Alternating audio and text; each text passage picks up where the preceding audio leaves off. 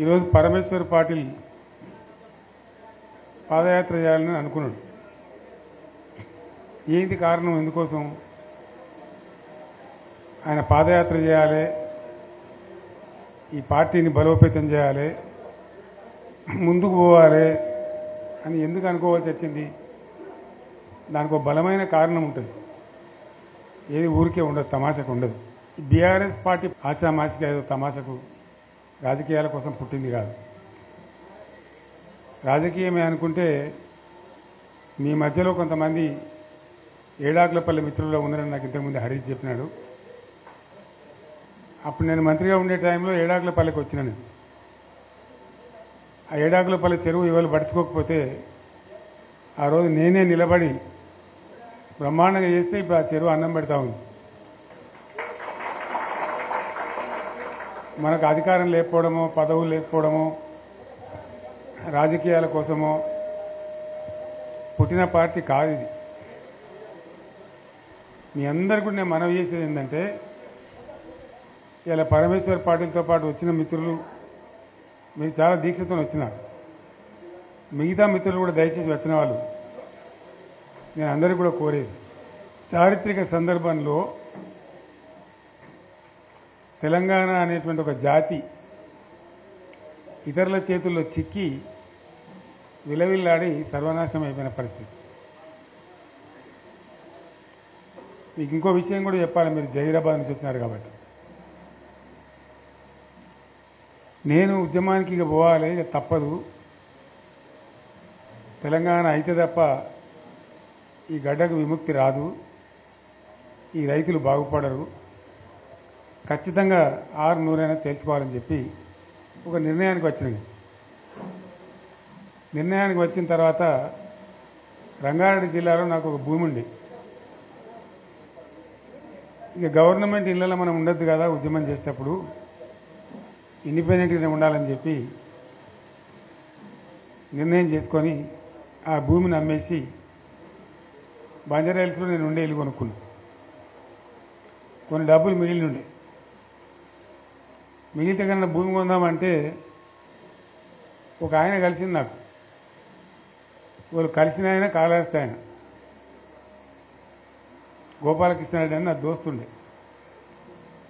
ఎక్కడ పోయినామంటే ఇట్లా ఇల్లు కట్టుకుంటున్నా అని చెప్పి కొన్ని డబ్బుల్ని భూమి కొనుక్కోవాలంటే, నెల్లూరు ఆయన ఒక ఆయన ఉన్నాడు, నేను రేపు చెప్తాను, నీ దగ్గరికి వస్తాడు, ఆయన తీసుకుపోయి నీకు భూములు చూపెడతాడు అని చెప్పాడు. ఎవరు? నెల్లూరు ఆయన. సరే రాని మానికైతే చూద్దామని నేను పొద్దున వచ్చింది. వచ్చిన తర్వాత పోదాం సార్ అని బయలుదేరిన తర్వాత ఇక చక్కగా నారాయణఖేడ్ దాకా పోవాలి సార్ అని. సరే మంచిది పా అని చెప్పి సదాశివపేట కన్నా ముందు నుంచి చూపెడుతుంది నాకు. సదాశివపేట కన్నా జర ముందు నుంచి ఆడ 1700 ఎకరాలు ఆయనే అడ్వాన్స్ ఇచ్చాడు. 1700 ఎకరాలు. ఇక ఆ నుంచి ముందుకు పోతుంటే ఇది పలానది, ఇది పలానది, ఇది పలానది చెప్పుకుంటా జైరాబాద్ టౌన్కి వచ్చింది. వచ్చిన తర్వాత కొంచెం ఇప్పుడు అది మొగడంపల్లి మండలైందేమో, ఆడ దిక్కు తీసుకొని పోయింది కొంత దూరం. అప్పుడు జైరాబాద్ మండలం ఉండేది. తీసుకొని పోయి చూపించింది ఇవన్నీ పలాంది. అలా ఒక్కంది కూడా మన తెలంగాణలో పోయలేదు, అన్ని ఆంధ్రలో పోయలేదు. సరే ఇంకేం చూపెడతాను అడిగింది.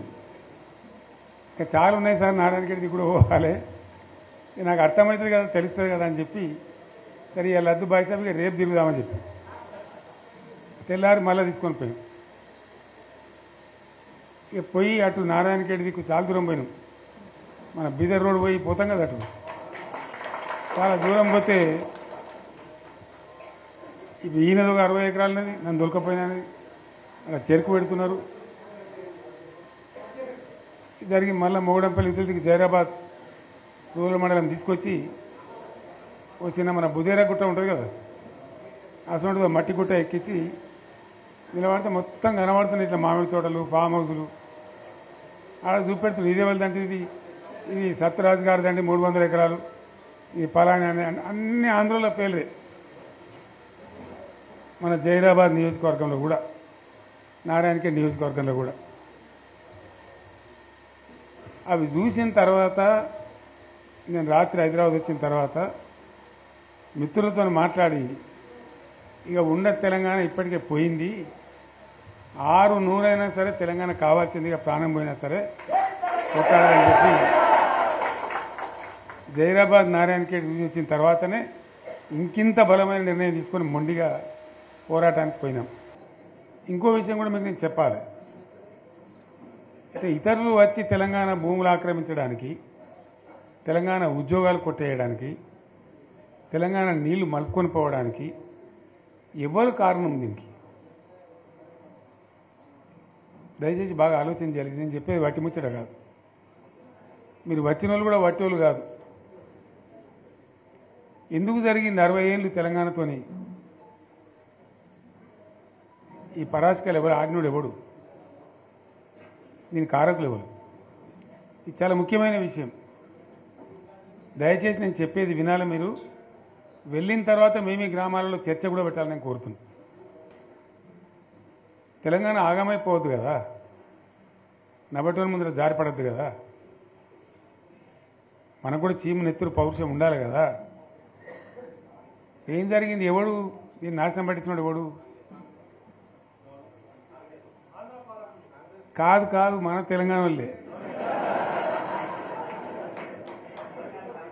సింపుల్ ముచ్చట కదా.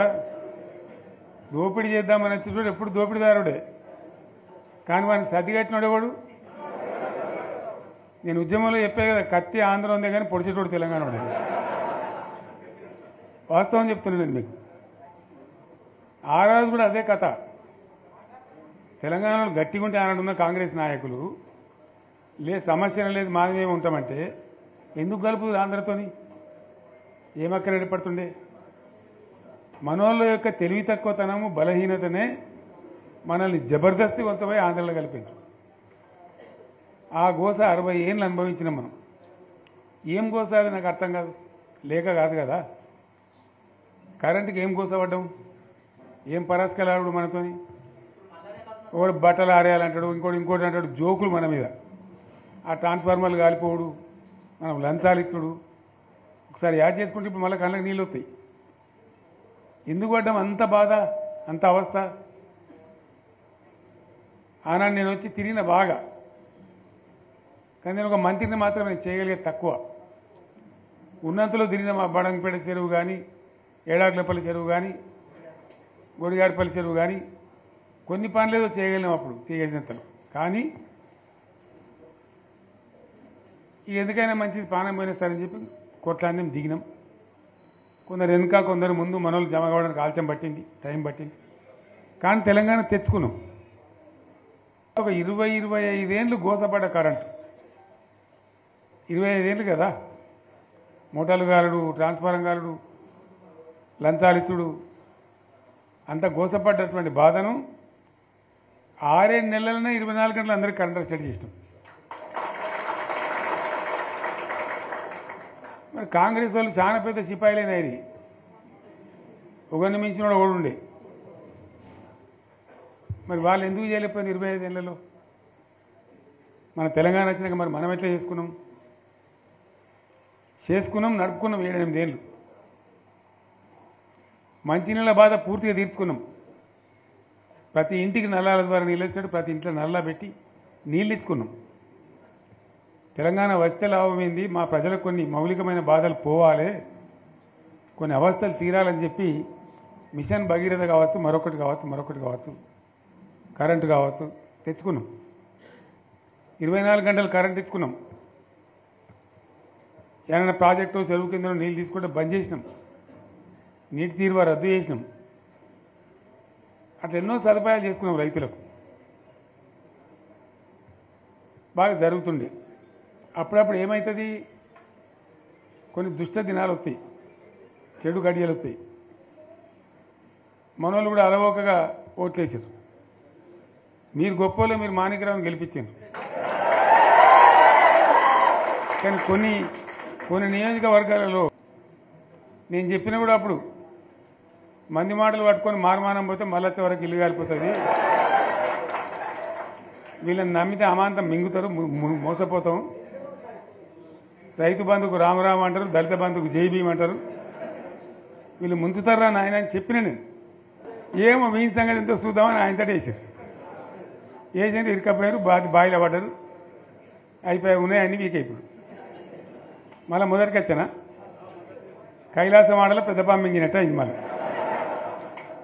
అంతే కదా, గ్యారంటీగా మంచిగా సంసారం జరుగుతుంది. ఇద్దరు తువ్వకొచ్చినాం, రైతులు ఇంత ముఖం తెలివి అవుతుండ్రి, ఇంత బాకీలు కట్టుకుంటుండ్రి.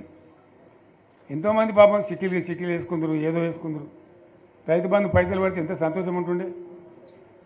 ఆయన పోయిన ఇప్పుడు గంగలు గడిచిపోయింది. ఇప్పుడు వాడు ఇస్తాడో ఈడో భగవంతుని కనుక ఇచ్చినా కూడా మోసమే. ఏదో మళ్ళీ ఎలక్షన్ కోసం దానికోసం చేస్తారు తప్ప కడుపు నిండా ప్రేమను ఇచ్చేది గిట్లే ఉంటుందా? మనం ఉన్నప్పుడు కరోనా వచ్చింది. కరోనా వస్తే కూడా నేను రైతు బంధు ఆపలే. కరోనా వచ్చి రాష్ట్రానికి రూపాయి ఆదాయం రాకపోయినా వ్యవసాయం అయితే జరగాలి కదా, తప్పద్దని చెప్పి ఈవెన్ కరోనా ఉంటే కూడా రైతు బంధు ఆపలే. అంత ఒక నిర్ణయం తీసుకొని రైతాంగాన్ని నిలబెట్టాలని, కాపాడుకోవాలని చెప్పి ఒక 4-5 మంచి స్కీములు తెచ్చి వాళ్ళని కాపాడుకున్నాం. గౌరవంగా బతికిన రైతులు ఒక ధీమా వచ్చినండి. రైతు బీమా పడితే ఎంతమందికి సాయం జరిగింది?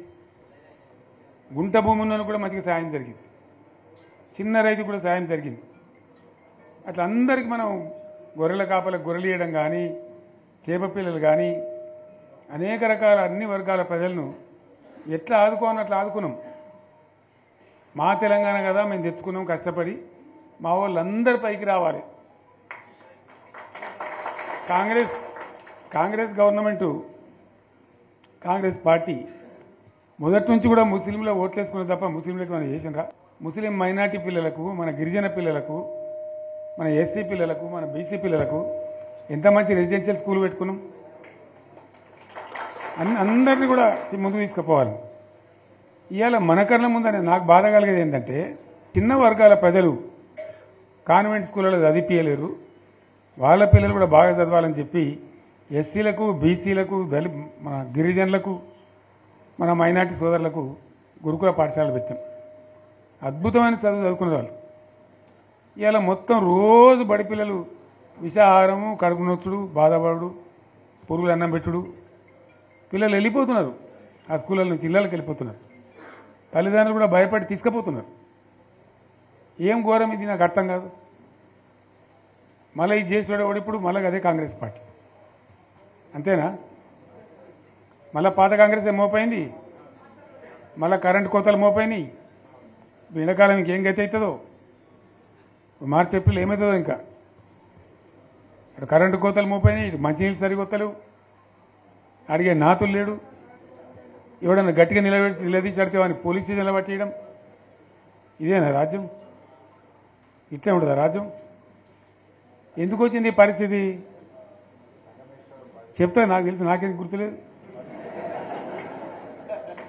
నేనేమంటున్నా అంటే, ఇట్లా అనేక పనులు చేసుకున్నాం మనం. గోదావరి నుంచి నీళ్ళు తెచ్చుకున్నాం,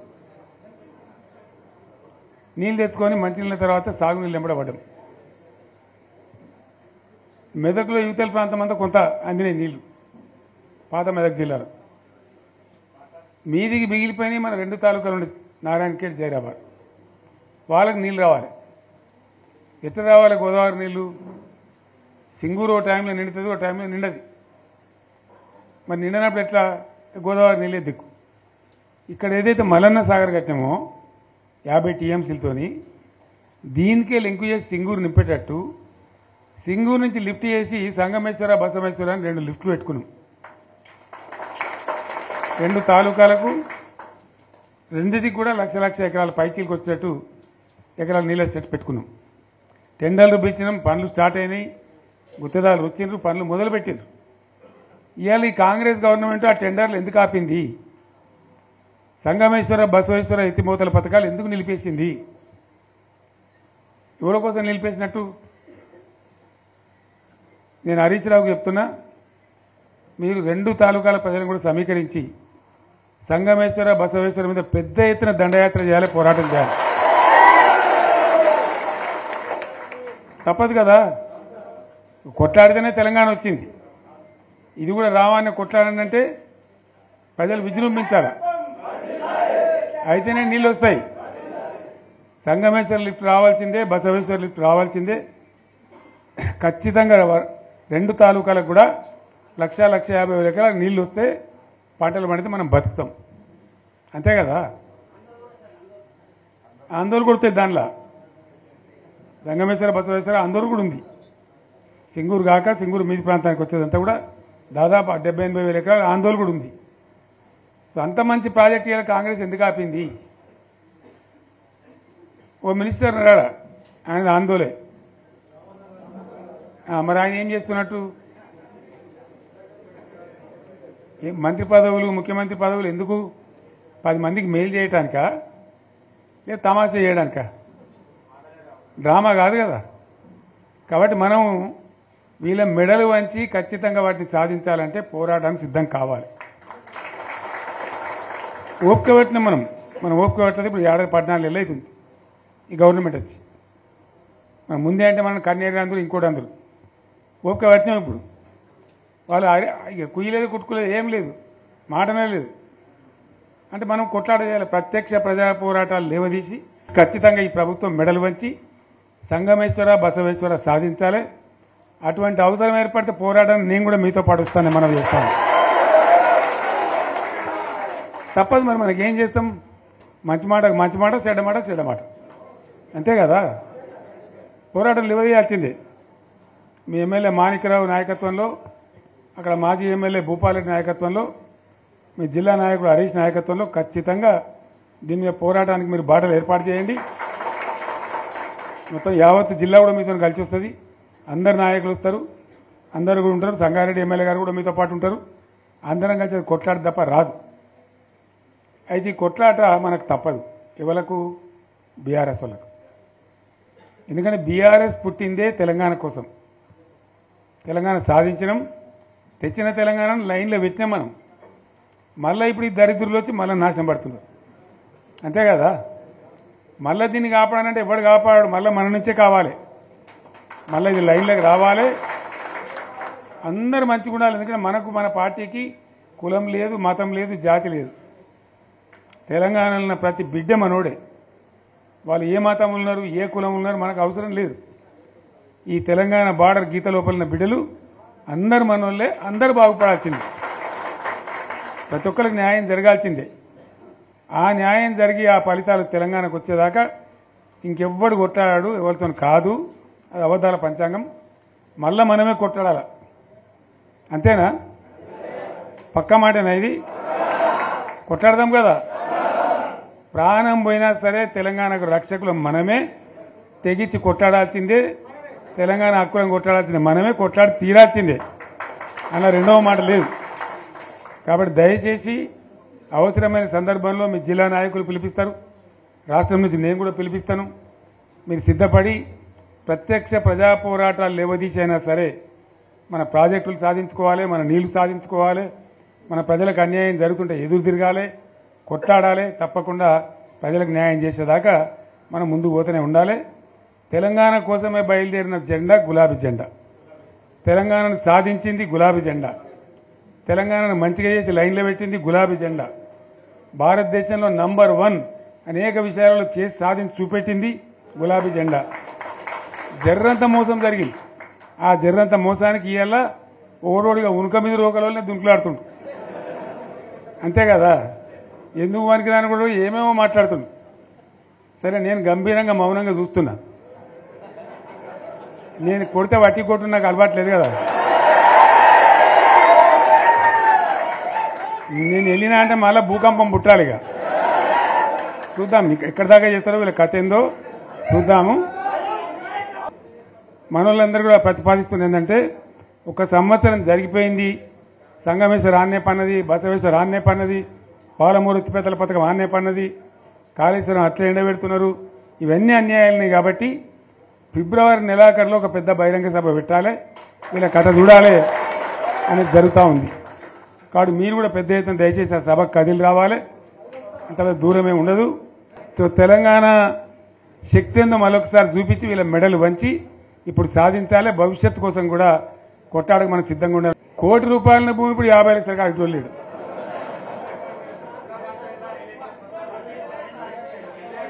ఈ ఒక్కని బాధగా వచ్చారు హైదరాబాద్కి. అందులోకి ఇద్దరు ముస్లిం సోదరులు వచ్చారు. साहब सोप तबाह हो गया, इफलासी मुफ्त क्या तबाह होगा, तुम्हारे क्या हो, तुम हैदराबाद में तुम लोग हैं. मेरा कारोबार है साहब, मेरा छोटा मोटा कारोबार है, होटल भी है, 70% गिर गया अब. हर कोई पूछ रहा है, हर कोई केसीआर को याद कर रहा है साहब अंటారు. వాళ్ళు మాట్లాడుతున్నారు. ఎక్కడ ప్రతి ఒక్కరు భూముల ధరలు పోయినాయి, మన్ను పోయినాయి, మసానం అన్ని పోయినాయి. ఎంత మంచిగా 4 ఎకరాల రైతు నేను 4 కోట్ల ఆసామని అనుకుంటుండే, అంత ధీమా ఉండే, ఎంత బాగుండే. హైదరాబాద్ నుంచి అడిగితే కూడా వచ్చి మనం ఇవ్వకపోదాం భూములు, డిమాండ్ పెరగానని. అంత బ్రహ్మాండంగా మారుమూల ప్రాంతంలో కూడా 40 లక్షలు 50 లక్షలు ఎకరానికి ఉండే.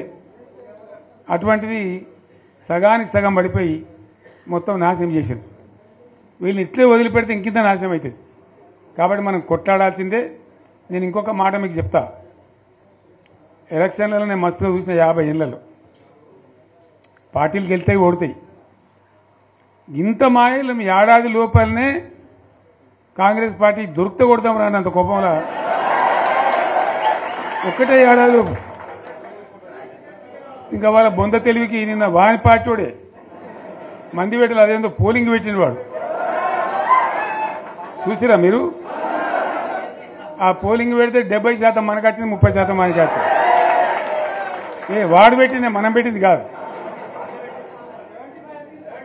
75 ఇది పరిస్థితి.